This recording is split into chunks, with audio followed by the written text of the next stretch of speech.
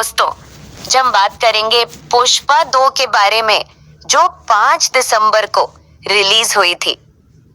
Film की कहानी, film की शुरुआत होती है और हम देखते हैं कि एक जहाज आ रहा है। जहाज से मशीनरी के साथ कंटेनर उतारे जा रहे होते हैं। तभी एक कंटेनर अचानक गिर जाता है और वहां काम करने वाले इकट्ठा हो जाते हैं। इसके बाद फिर हम देखते हैं कि कंटेनर से एक आदमी मृत निकलता है, लेकिन असल में वह मरा नहीं होता, वह जिंदा होता है और वह कोई और नहीं बल्कि पुष्पा होता है।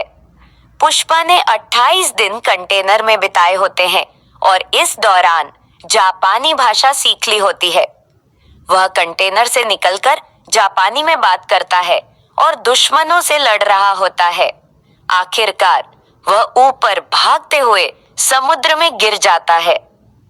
इसके बाद पुष्पा को अपना बचपन याद आता है, जब उसे धोखे से नदी में उतार दिया गया था। उसके दोस्तों ने उसे चुनौती दी थी कि अगर वह अपने पिता का सच्चा बेटा है तो इसे साबित करे। फिर पुष्पा सपना देखते हुए नींद से जाग जाता है। दूसरी ओर हम एक आदमी को देखते हैं जो पुष्पा के लोगों के साथ काम कर रहा होता है। उधर पुष्पा की पत्नी मंदिर में होती है और उस वक्त पुष्पा का भाई उसकी पत्नी को ताने मार रहा होता है कि उसका कोई पिता नहीं है। फिर हम देखते हैं कि वह आदमी कोई और नहीं बल्कि एसपी शेखावत होता है। एसपी शेखावत सभी को डराता है, जिससे सब लोग भागने लगते हैं।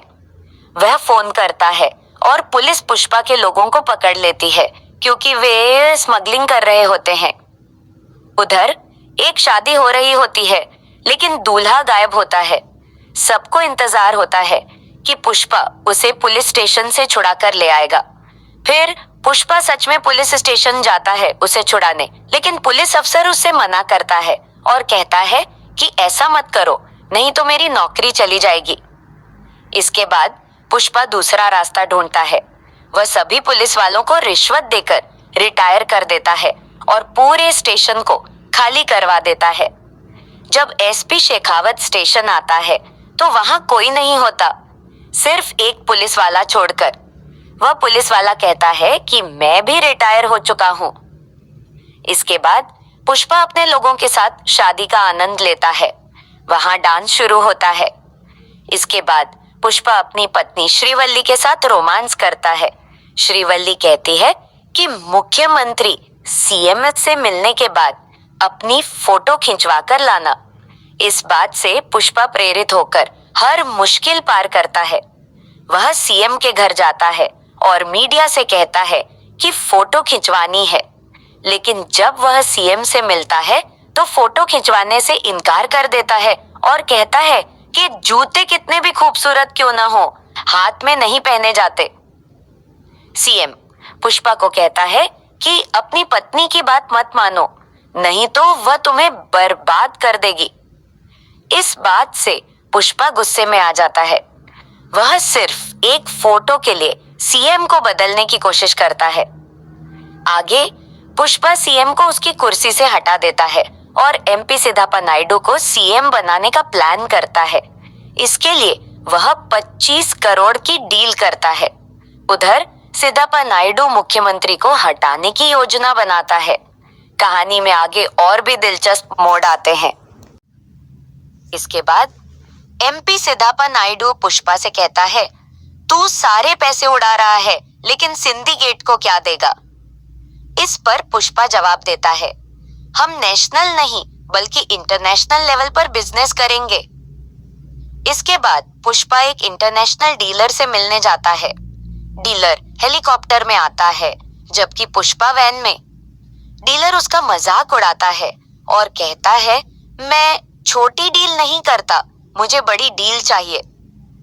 पुष्पा उसे बड़ी रकम ऑफर करता है, लेकिन डीलर मना कर देता है और कहता है, मुझे इंडिया में और भी मिल जाएगा। जब डीलर किसी को फोन करता है तो वह पुष्पा से इजाजत लेता है। यह देखकर डीलर को एहसास होता है कि पुष्पा कोई आम आदमी नहीं है। फिर डील पक्की हो जाती है। पुष्पा उसे एक 100 करोड़ ज्यादा देता है और हेलीकॉप्टर अपने कब्जे में ले लेता है। बड़ी डील और रणनीति। बड़ी डील के चलते पुष्पा कई लोगों को इकट्ठा करता है और उन्हें अतिरिक्त पेमेंट का लालच देता है। फिर वह सभी डीलर्स के साथ मीटिंग करता है। तभी पुष्पा की पत्नी श्रीवल्ली वहां आ जाती है और कहती है, मैंने मटन पकाया है, कैसा लगा? पुष्पा कहता है, नमक ज्यादा डाला है।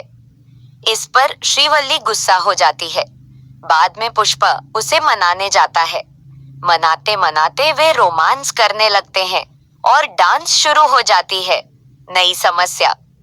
दूसरी ओर दाक्षायणी एसपी शेखावत के पास जाती है और कहती है, पुष्पा बहुत बड़ा माल इकट्ठा कर रहा है, वह बड़ा प्लान बना रहा है।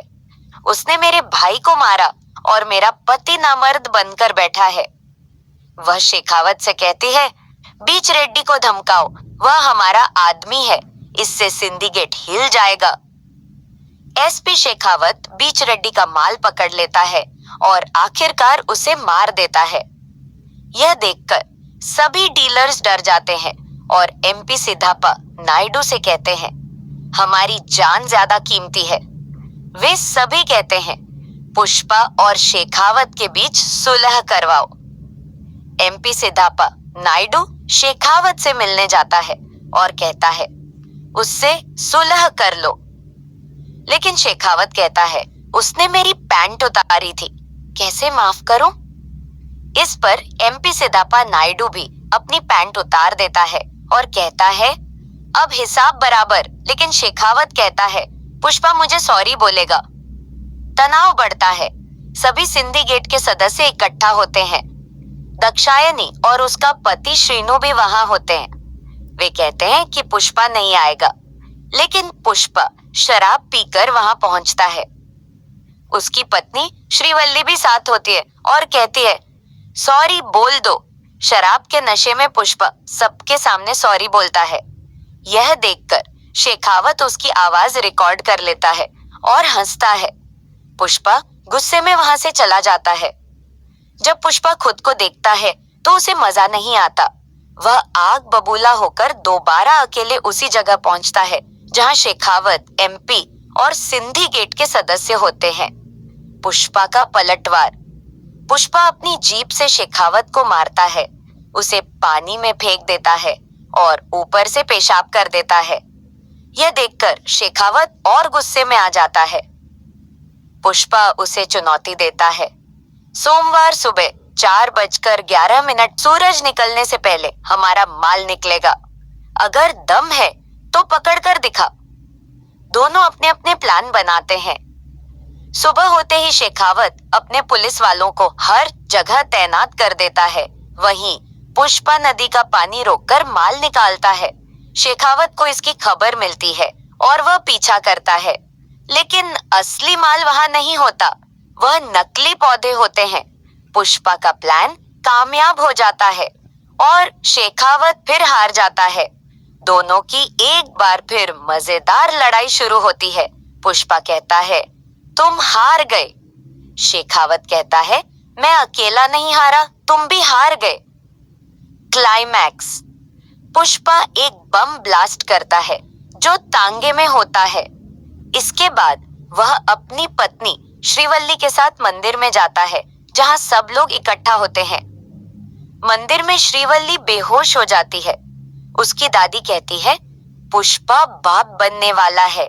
यह सुनकर सभी खुश हो जाते हैं। पुष्पा भी खुशी में नाचने लगता है और भगवान से बेटी मांगता है। पुष्पा कहता है, भगवान हमें बेटी दो, शादी के बाद हमारे खानदान का नाम ऊंचा हो, ऐसा न हो कि मेरे परिवार का नाम मिट जाए। श्रीवल्ली और पुष्पा रोने लगते हैं। पारिवारिक संघर्ष।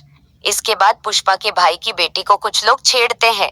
पुष्पा उन लड़कों से लड़ता है और उनमें से एक को मार देता है। पुष्पा का भाई उसे ताना मारता है कि वह एहसान कर रहा है। इस पर पुष्पा गुस्से में आ जाता है। श्रीवल्ली अपने देवर को डांटते हुए कहती है, पुष्पा बहुत अच्छा इंसान है, उसे किसी चीज की जरूरत नहीं। वह तुमसे ज्यादा मशहूर है। इसके बाद हम देखते हैं कि शेखावत, दाक्षायणी और उसका पति श्रीनु सीएम के पास जाते हैं और बताते हैं कि पुष्पा योजना बना रहा है और आपको हटाने की कोशिश कर रहा है। वह एमपी सिद्धापा नायडू को सीएम बनाना चाहता है। यह सुनकर सीएम चिंता में आ जाता है और पूछता है, माल कहाँ है? शेखावत कहता है कि वह माल श्रीलंका भेज रहा है नावों के जरिए। इसके बाद सीएम उसे इजाजत दे देता है और कहता है, उसका पीछा करो। शेखावत का पीछा करना। एसपी शेखावत पुलिस के साथ वहां पहुंचता है, लेकिन जब वे देखते हैं तो वहां कोई स्मगलिंग का सामान नहीं होता। जब एसपी शेखावत पानी में गोता लगाता है तो वह सब कुछ देख लेता है। वह देखता है कि सभी नावें सीमा पार कर श्रीलंका पहुंच जाती हैं। जब एसपी शेखावत सीमा पार करता है तो श्रीलंका पुलिस उस पर फायरिंग करती है और उसे रोक देती है। पुष्पा की योजना। इसके बाद पुष्पा सारा सामान डीलर को बेच देता है और एमपी सिद्धापा नायडू सीएम बन जाता है। पुष्पा अपने घर लौट आता है। वहां सीएम उसकी पत्नी श्रीवल्ली से कहते हैं, अगर तुम्हें दोबारा किसी चीज की जरूरत हो तो मुझे बताना, वरना ये सब कुछ बर्बाद कर देगा। इसके बाद डांस शुरू हो जाता है। शेखावत की हार। दूसरी ओर शेखावत बार बार हारने से परेशान हो जाता है। वह पुष्पा के सामान में आग लगाकर खुदकुशी कर लेता है। नए विलेन का आगमन। इसके बाद एक नया विलेन आता है। पता चलता है कि पुष्पा के भाई की बेटी का किसी ने अपहरण कर लिया है। वह यह ऐलान करता है कि हर जगह उसे ढूंढो, पुलिस वैन, घर, सड़कों, पार्क में। इसके बाद एक कॉल आती है। सीएम कहते हैं कि वह किडनैपर सीएम कोकताम वीरा प्रताप का भतीजा है। सीएम पुष्पा से कहते हैं, उसे मत मारना। किडनैपर की मांग। किडनैपर पुष्पा को अकेले मिलने के लिए बुला लेता है। Helicopter entry. पुष्पा धमाकेदार अंदाज में हेलीकॉप्टर में एंट्री करता है। यह दृश्य बेहद शानदार होता है। वह पहले पैसों का बैग नीचे फेंकता है और फिर हेलीकॉप्टर उतार देता है। जब वह उनसे मिलता है तो कहता है, मुझे पता है कि तुझे पैसों की जरूरत नहीं है, तुझे क्या चाहिए? इसके बाद पुष्पा उन्हें थप्पड़ मारता है और हर किसी को बुरी तरह से पीटता है। वह उन्हें साड़ी पहनने पर मजबूर कर देता है। बच्ची को बचाने की कोशिश। जब वे उसकी भतीजी को पकड़ते हैं और उसे छेड़ते हैं, उसके कपड़े फाड़ते हैं, तो पुष्पा आग बबूला हो जाता है। वह गुस्से में उठता है और उनके लीडर की गर्दन को अपने दांतों से काट लेता है। पुष्पा के हाथ पैर बंधे होते हैं, लेकिन वह डर के बावजूद हर किसी को बुरी तरह मारता है। पुष्पा अपने दांतों से काटते हुए सभी पर हमला करता है। लोग इधर उधर भागने लगते हैं, लेकिन पुष्पा उनका पीछा करता है और सबको खत्म कर देता है। आखिरकार उसके हाथ खुल जाते हैं। प्रतिशोध का अंत। जब पुष्पा सीएम प्रताप के भतीजे को मारने की कोशिश करता है तो उनके लोग आकर उसे रोक लेते हैं। वे सीएम को फोन करके बताते हैं, आपका भतीजा जिंदा है। लेकिन उसी समय पुष्पा गुस्से में उसे खतरनाक अंदाज में मार देता है। यह देखकर सभी हैरान रह जाते हैं। इसके बाद उसके भतीजे का पिता गुस्से में कहता है, अब मैं तेरी भतीजी को नहीं छोड़ूंगा और उसके साथ सोऊंगा। यह सुनते ही पुष्पा उसे भी मार देता है। अंत में सीएम प्रताप दोनों की अंतिम क्रियाएं करवाते हैं। इसके बाद पुष्पा अपने घर चला जाता है। पारिवारिक खुशी।